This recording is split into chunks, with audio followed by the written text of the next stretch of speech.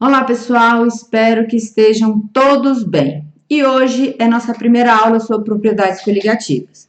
Porque nessa aula de hoje eu vou apresentar para vocês três conceitos fundamentais que são extremamente relevantes para a gente entender os efeitos coligativos, ok? Então vamos lá. O primeiro conceito que a gente tem que aprender é chamado de pressão máxima de vapor. Então, o que é a pressão? Qual é a definição de pressão máxima de vapor? Eu tenho aqui que é a pressão exercida pelo vapor quando existe um equilíbrio entre as fases líquida e de vapor numa dada temperatura. Então, vamos supor que eu tenho um recipiente aqui, onde eu vou introduzir aqui a água, certo? E vou fechar essa torneira aqui. E o que vai acontecer, gente? A gente sabe que a geometria dela é o quê? Angular, concorda? E entre as moléculas de água, existe uma interação entre as moléculas, por isso que a gente chama de interação intermolecular, chamada de quê? De ponte de hidrogênio. Quando é que essa água muda do estado líquido para o estado vapor? Quando você consegue romper essas pontes de hidrogênio. Então, quando você rompe, ela deixa de estar no estado líquido e passa para quê? Para o estado vapor, ok? Então, o que vai acontecer aqui? Eu tenho a minha água aqui dentro no estado líquido. Aqui em cima, logo quando eu adiciono a água aqui dentro, eu tenho as moléculas do ar na superfície do líquido. E essas moléculas do ar, em movimento caótico, né, de gás, ela começa a colidir sobre a superfície do líquido, da água. E na hora que ela colide com a água absorve essa energia e faz o quê? Rompe a ponte de hidrogênio e passa para quê? Para o estado vapor, ok? Então, ela rompe as pontes de hidrogênio e muda de estado físico, que a gente chama de quê? De evaporação. Então, quando ela passa daqui, ó, eu tenho aqui uma velocidade de quê? De evaporação. Só que algumas moléculas, assim que saem, elas se colidem com outras moléculas, perdem energia e o que acontece? Elas condensam, ela passa do estado líquido, do estado vapor para o estado quê? Líquido, ou seja, na hora que elas colidem, elas perdem energia, refaz a interação e volta. Então, aqui eu tenho uma velocidade de quê? De condensação, que é a passagem do vapor para o líquido, ok?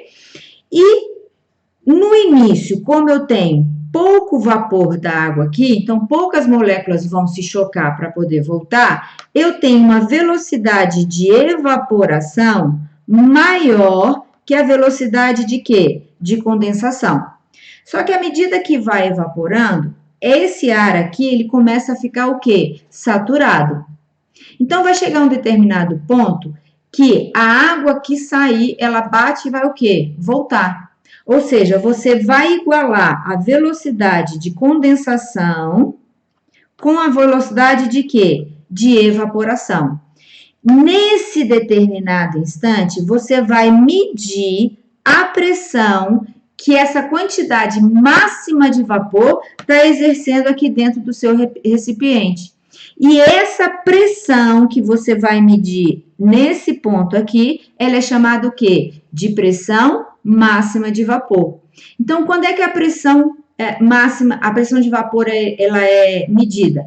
Quando você iguala a velocidade de evaporação com a velocidade que? De condensação, ou seja, onde o líquido e vapor, eles entram em quê? Em equilíbrio. Então, a partir daqui, nenhuma molécula de água que está aqui dentro vai virar vapor, porque assim que ela se soltar, outra vai virar líquido. Então, você mantém a quantidade de vapor de água aqui constante. Então, nessa hora que você mede o quê? A pressão máxima de vapor, do máximo de vapor que eu consegui formar nessa temperatura, ok?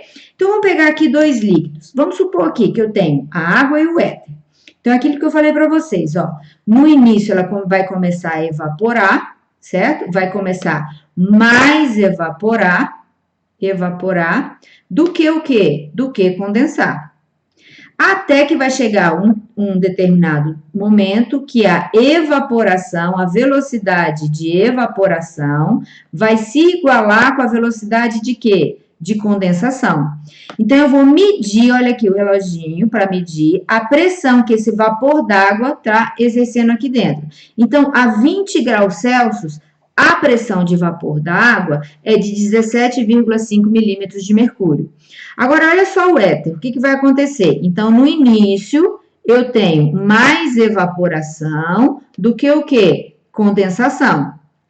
Até saturar a quantidade de éter aqui dentro, onde a velocidade de evaporação vai igualar com a velocidade de quê? De condensação. Agora, olha só, gente, devido à interação intermolecular do éter, não é isso? Que ela é mais fraca do que da água, eu consigo formar mais vapor de éter aqui do que vapor de água aqui, ok? Então, aqui, como tem mais vapor, o que vai acontecer? A pressão de vapor dessa quantidade máxima que eu formei aqui vai ser quanto? 442 milímetros de mercúrio. Por quê? Porque a gente diz que o éter, ele é mais volátil. Por que o éter é mais volátil? Porque ele tem uma pressão de vapor maior, ele passa mais fácil para o estado o quê? O estado gasoso ou estado vapor. Então, a primeira conclusão que a gente chega é que quanto maior a pressão de vapor de um líquido, maior o quê? A sua volatilidade. Então, ao invés dele falar assim, olha, a acetona, ela evapora mais rápido do que a água, ou a acetona é mais volátil que a água, ele vai dizer assim, olha, a acetona, ela tem uma pressão de vapor maior que a da água, então, ela vai evaporar mais rápido, ok? Bom, e se eu aumentar a temperatura? Porque nos dois casos aqui, eu fiz a 20 graus Celsius. Se eu aumentar a temperatura, você concorda que eu vou conseguir mais vapor aqui dentro? Se eu consigo mais vapor, quer dizer que eu vou aumentar a minha pressão de vapor. Então, à medida que aumenta a temperatura, você também aumenta a pressão de vapor. Então, à medida que você aumenta a temperatura, você aumenta a pressão de vapor do líquido. Isso aqui é importantíssimo para um conceito que a gente vai ver mais adiante. Bom, e o outro conceito que a gente tem que dominar é da pressão atmosférica, não é isso? Porque olha só, gente, o que é pressão? Pressão é força sobre área. Tudo bem? E o que é a pressão atmosférica? A pressão atmosférica é a força que uma coluna de ar exerce num determinado ponto. E quanto maior for a coluna de ar, maior a força, consequentemente o quê? Maior a pressão atmosférica, ok? Então, veja bem, olha, eu tenho aqui a pressão atmosférica ao nível do mar. Então, eu tenho essa coluna aqui, ó, de ar exercendo força nesse ponto aqui. Se eu subo, tá certo? Que eu vou numa altitude maior, a coluna de ar aqui diminui. Se diminui a coluna de ar, diminui a força. Se diminui a força, o que vai acontecer? Diminui a minha pressão atmosférica.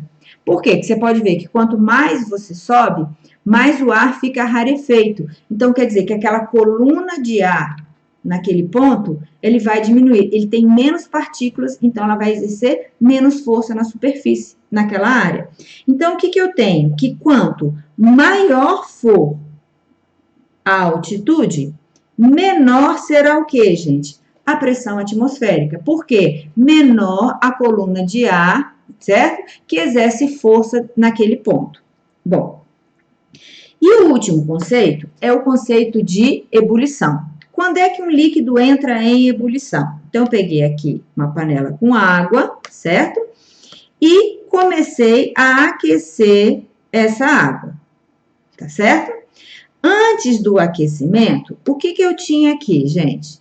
Eu tenho aqui a panela aberta, onde aqui em cima eu tenho, que a gente chama de quê? De pressão atmosférica, que é a coluna de ar que está exercendo aqui em cima do seu líquido. E o líquido lá dentro, ele está recebendo choques das moléculas. Então, ele está formando vapor. Então, o que acontece? Todo líquido ele tem o quê? Uma pressão de vapor. À medida que você vai aquecendo esse líquido, o que acontece? Olha lá, vamos voltar aqui no conceito que a gente acabou de ver. Se você aumenta a temperatura, você aumenta quem? A pressão de vapor. Então, o que vai acontecer aqui com o meu líquido? A pressão de vapor, à medida que você vai aquecendo, a pressão de vapor vai aumentando. Que hora que esse líquido entra em ebulição? Ah, professora, geralmente o aluno responde é quando a pressão de vapor fica maior. Gente, se a pressão interna é maior que a pressão externa, aquilo ali explodir, concorda? Então, o que vai acontecer? Você vai aquecendo, aquecendo, aquecendo. Esse líquido vai entrar em ebulição quando você igualar com a sua pressão atmosférica. Então, a ebulição, ela ocorre quando a pressão de vapor do líquido, ele se iguala à pressão atmosférica, ok? Então, vamos ver aqui. Olha só, é isso daqui, ó. Você tem um líquido onde você tem uma pressão externa, que a gente chama de quê? Pressão atmosférica. E a pressão interna do líquido é o que a gente chama de pressão de vapor. E quando ela vai entrar em ebulição? Quando a pressão externa for igual à pressão interna, ou seja, quando a pressão atmosfera, ela se igualar com a pressão de vapor. Então, tem duas formas que eu posso fazer esse líquido entrar em ebulição. Ou eu diminuo a pressão atmosférica, né? Vamos pegar aquele exemplo que a gente acabou de ver aqui, ó. Vamos desenhar ele aqui. Vamos supor que eu tenho aqui um líquido, certo? Eu quero que esse líquido entre em ebulição. Então, aqui eu tenho uma pressão atmosférica e eu tenho aqui, ó, uma pressão de vapor, certo? Então, como é que eu faço para esse líquido dar em ebulição? Ou eu aumento a pressão de vapor, que a gente viu, acabou de ver que a gente aumenta aumentando a temperatura, ou a gente pode o quê? Diminuir essa pressão atmosférica aqui. A gente vai diminuindo até ela igualar com quem? Com a pressão de vapor. E o líquido entra em ebulição. E como é que eu altero a pressão atmosférica? Aí lembra daquele que a gente acabou de ver? A gente altera a pressão atmosfera como? Na altitude, variando a altitude. Então, veja bem, olha só que interessante. Influência da pressão nos pontos fixos, certo? Na temperatura de ebulição. Então, veja bem, eu tenho aqui, ó, ao nível do mar, no Rio de Janeiro, não é isso? Eu tenho que a água entre ebulição a quanto? A 100 graus Celsius, ok?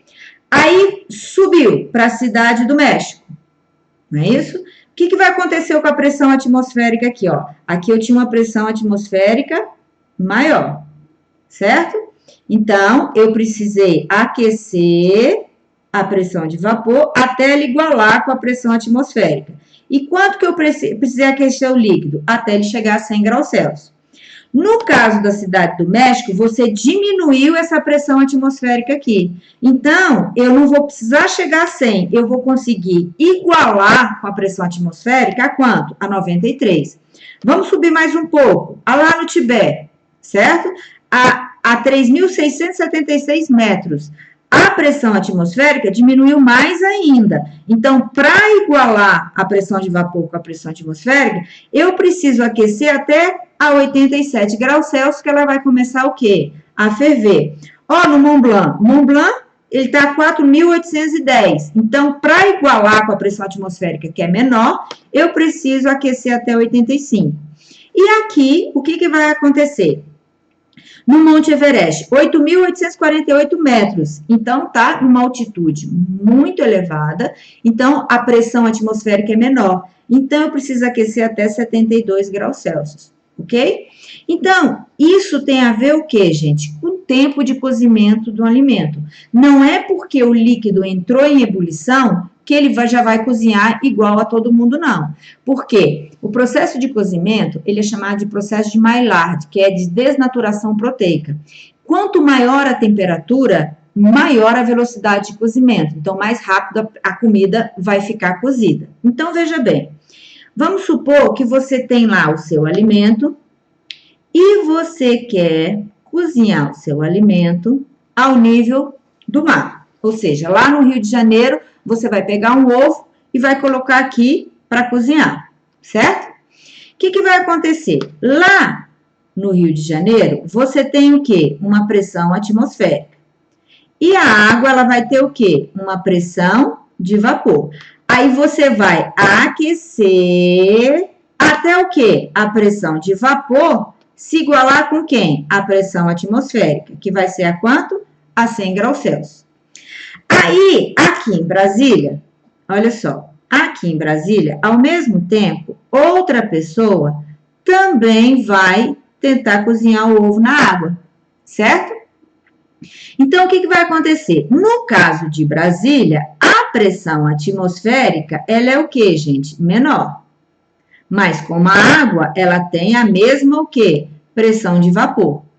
Então, eu vou começar, no caso, né? Eu vou aquecendo para quê? Eu vou aquecendo para igualar a pressão de vapor com a pressão atmosférica. E eu vou conseguir, né? Igualar quanto? Porque aqui em Brasília, a gente está aproximadamente a 1.000 metros acima do nível do mar.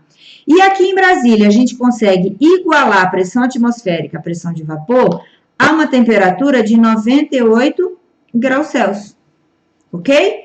Então, gente, na hora que ela entra em ebulição, a temperatura permanece constante. Então, aonde o líquido vai cozinhar mais rápido? A 100. Por quê? Porque a velocidade da desnaturação proteica é maior. Lembra que eu falei? Quanto maior a velocidade maior temperatura, maior a velocidade de desnaturação proteica. Então, lá no Rio, o ovo vai cozinhar mais rápido. Por isso que aqui em Brasília, a gente gasta mais gás do que uma pessoa que mora no Rio de Janeiro. Ah, professora, e o que eu posso fazer para não acontecer isso? O que eu posso fazer? Eu posso usar uma panela de pressão. O que é a panela de pressão, gente? Quando a panela está aberta, não é isso? Eu tenho aqui a pressão atmosférica se igualando quem? Com a pressão de vapor pelo aquecimento. Na hora que ela igualar, ela entra em ebulição. Então, aqui em Brasília, ela vai ferver a quanto? A 98 graus Celsius. Se você fecha essa panela, isso aqui aquece, o que vai acontecer com a pressão aqui dentro? Vai aumentar muito. Então, aqui não é mais a pressão atmosférica. O que vai acontecer? A pressão sobre o líquido, que a gente diz, aumenta muito. Então, para igualar, eu preciso de uma temperatura maior aqui dentro, porque a pressão sobre o meu líquido aqui aumentou. Então, o que aconteceu? Quando você tem a panela de pressão, ela vai cozinhar a temperatura de quanto? 120. Quanto maior a temperatura, ele cozinha mais rápido, ok? Certo? Que aí, por isso que ele tem aqui um pino móvel, porque se não tiver o pino, a pressão vai aquecendo, a panela vai explodir. Então, eles têm esse pino móvel para manter o quê? Aquela pressão alta, porém constante. E eles têm essa válvula de segurança, porque caso isso aqui entupa, isso aqui sai, certo? E o vapor sai todo por aqui, ok? Então, vamos ver se a gente compreendeu? Vamos fazer um exercício aqui. Eu tenho o seguinte, ó. A tabela a seguir registra a pressão atmosférica em diferentes altitudes e o gráfico relaciona a pressão de vapor da água em função da temperatura. Um líquido em um frasco aberto entra em ebulição a partir do momento em que a sua pressão de vapor se iguala à pressão atmosférica. Não foi que a gente viu? A pressão de vapor se iguala à pressão atmosférica e imediatamente o líquido entra em quê, gente? Em ebulição, ok? Assinale a opção correta, considerando a tabela, o gráfico e os dados apresentados sobre as seguintes cidades. Olha só, Natal, nível do mar, Campos de Jordão, altitude 1.628 e o Pico da Neblina, altitude 3.014. Então, ele quer saber sobre a temperatura de ebulição. O que eu posso falar de temperatura de ebulição de um líquido? Eu posso dizer que quanto maior for a altitude, menor será o quê?